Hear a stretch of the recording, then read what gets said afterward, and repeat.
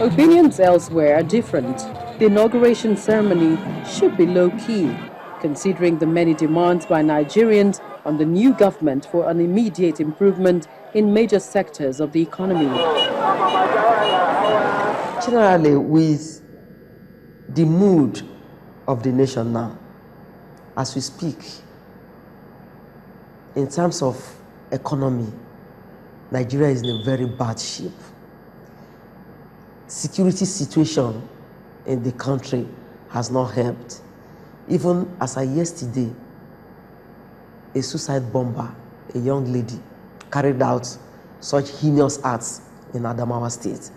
So the security situation, economic situation, even political situation, that extent that politically, in terms of religions and ethnicity, we are more polarized and divided. So when we consider generally the mood of the nation, political, economic, and security situation, also considering the fact that our Chibok girls and several other women and girls, as we speak, are nowhere to be found, we must have this inauguration low-keyed. Another school of thought might argue that this is the first time a ruling party will be defeated, and then an opposition party that is going to be in power, so that there should be fanfare. But I totally disagree with that. If we have to consider the mood of our nation, as we speak, people are queuing. You know, time that people should spend in offices, they are there queuing. Our people are dying day in, day out as a result of suicide bombers. Insecurity of lives and property has become a recurring decimal. Economically, we lie prostrate, even in terms of power. So when we consider this, we see that the general mood of the nation calls for that sober reflection, and therefore it should also be seen in the way that we celebrate, that we go about the inauguration. So I will submit that it should be low-keyed, so that it's not going to be out of place in its entirety. And apart from that, it will also help us, because security-wise, we just need a president-elect that will give us policy statements, that will walk the talk, and that will rekindle hope in a country that people have become so pessimistic about peace and progress and survival. It should be a low-key handover, and there's no need to waste any money. We wasted so much money on this election, and everybody's tired of waste and waste and waste. You call the president-elect and your handover and their own group and small ceremony. I thank you for what you have done. Here are the things that we need to do.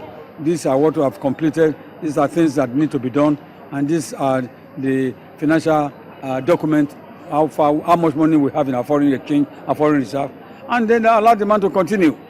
Not that we're doing all kinds of party and so forth. It is nonsense. Make nonsense of the whole thing. They don't do it in the United States to have big party. No, low-key, because Nigerians have suffered enough, and we're anxious to see and feel the vibration of the change which Buhari and co will bring to this country. So Nigeria will continue to remain as Nigeria big for something, not Nigeria big for nothing. We need to see that we do the right thing, and that's the only thing that God has helped us to bring about the change. And everything must change, including the media also must change. The citizens must change. The politicians must change. It is no longer politics with bitterness or politics without bitterness. It is not a do and die affair. It's a do and talk.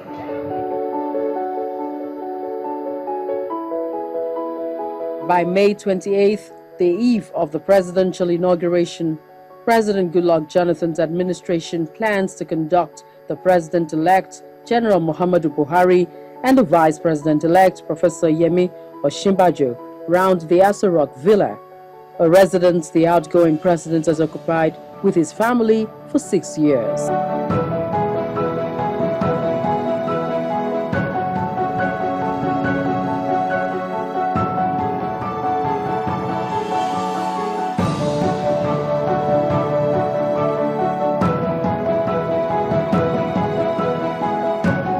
This is the first time such a template would be put to use, and perhaps may become a tradition to be followed during transition.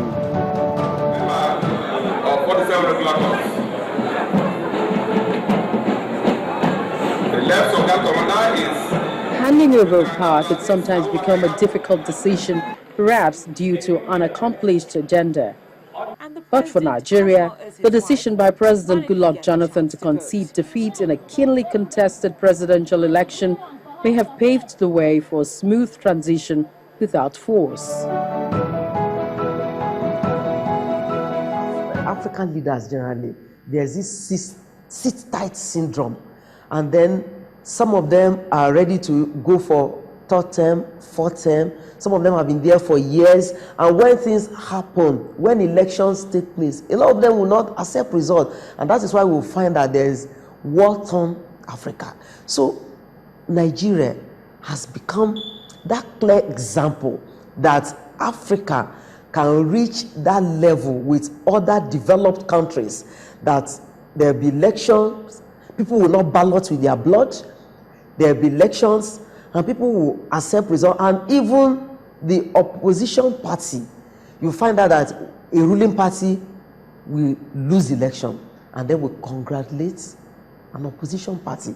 It's a clear signal that Nigeria too has reached that pedestal that other developed countries are, so that Nigeria has attracted more respectability. Apart from that, Africans, leaders, rulers have always, they are so selfish, and they will always want to corner the resources and everything to themselves. So by this singular effort and statements by President Goodluck Jonathan, it has shown that Nigeria is also a leading country, a country that must be respected, that should be respected, that should be placed at that world map, and that has lived an exemplary life worthy of emulation.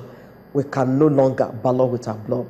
We can no longer kill ourselves, and we must always subject ourselves to democratic rules.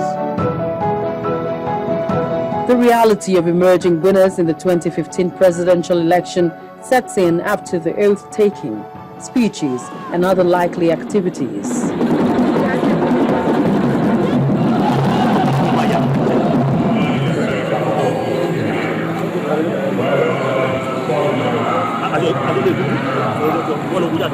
Nigeria has passed through a terrible period since 1999, and 40 million a year to maintain one senator. If you multiply that by 400 times, if the new National Assembly members can reduce their allowances by 50%, if the governors will stop sitting on, ecological funds, will stop breathing on the neck of Mr. President to reduce funds from the, petroleum reserve funds, then this country will still have money, despite and in spite that we are only getting 50% of revenue. We will still make good use of this.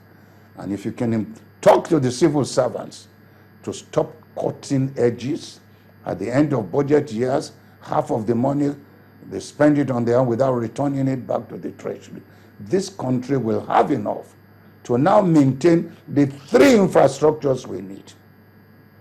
Do you know that today, 80% of the energy being produced, the power being produced in that is being produced from generators by you and I?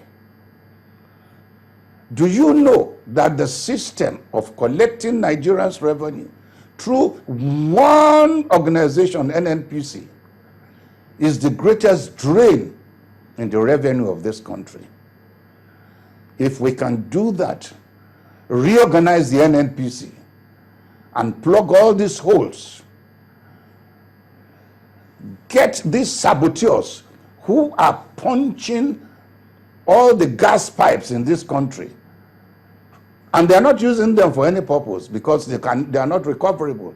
Just to ensure that people who are bringing in generators continue to bring generators to this country. Let us, for instance, look at it. If we can ban the importation of generating sets for 3 months and see what happens in this country, we will look forward to a good time. My advice to the new government is that security, the power sector, and NNPC are the 3 problems we have in Nigeria. And I'm praying that Buhari, when he comes in, will look into those 3 areas. If those 3 areas are solved, there's going to be prosperity in Nigeria. APC has been likened to change. And I'm sure that people, those who overwhelmingly voted for the party, probably believe in that slogan. And that government must not fail. Because if the government fails, that means there'll be despair everywhere. So the government must give clear policy direction. And our people should see that there is that leeway for that change.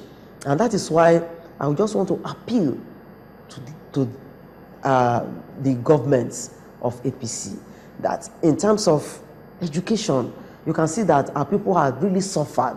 They have become impoverished as a result of education that has been commercialized and a lot of other things. So education, security-wise, you get everywhere people are so suspicious of people's movement.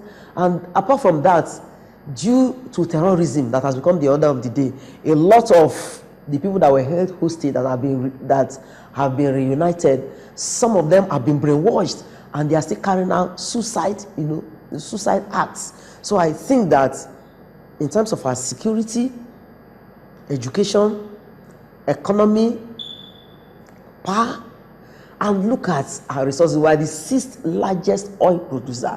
And as I speak, people are dying. You walk along the streets, I feel it's so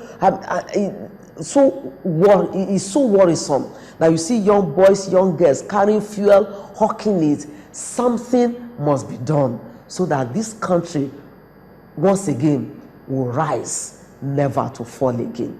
Don't forget that the event of the day itself is ceremonial. What ought to have been, will be before. And that's why you have transition committees being set up so as to do the proper handover in terms of the ministries, the departments and agencies, so that you know what is on ground as at the time the new administration is taking over. So that's the whole essence. And now, of course, you can't do that on that day itself, that is 29th of May. All this ought to have taken place before. In terms of proper handing over. And of course, handing over of course, assets and liabilities, if you like. Because it's not just assets you're talking about now. What's the situation, what's the status of government? We know that we're going to have it, we're going to need to start on a clean slate, in line with the mantra of the party change. And in so doing, there's no way you can get things happen overnight. So that's why we need to appeal to our people to be patient, because there are just certain things that cannot happen overnight. One, you need to know what is on ground, just as you said, in terms of liabilities. And then you also need at least some period of planning. You need to plan well in order to execute well. So all this, have to be taken on board. But I think what is not in doubt, which I know the majority of Nigerians will agree with me on, is the fact that the man who will be at the helm of affairs this time around is a very sincere man. He's a serious-minded person who has no time for frivolities, who has no time for, chronism, who has no time for, business as usual. It's going to be business unusual. And, of course, it will stand to be judged by his commitment, by the political will, by everything good that he's bringing to bear on his administration.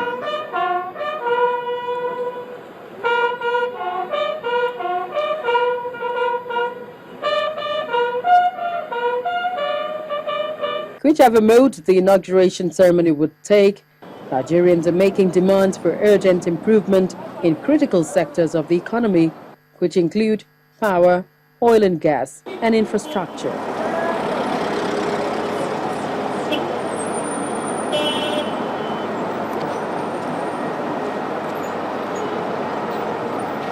How fast that desired improvement would come would depend on the willpower of the new government.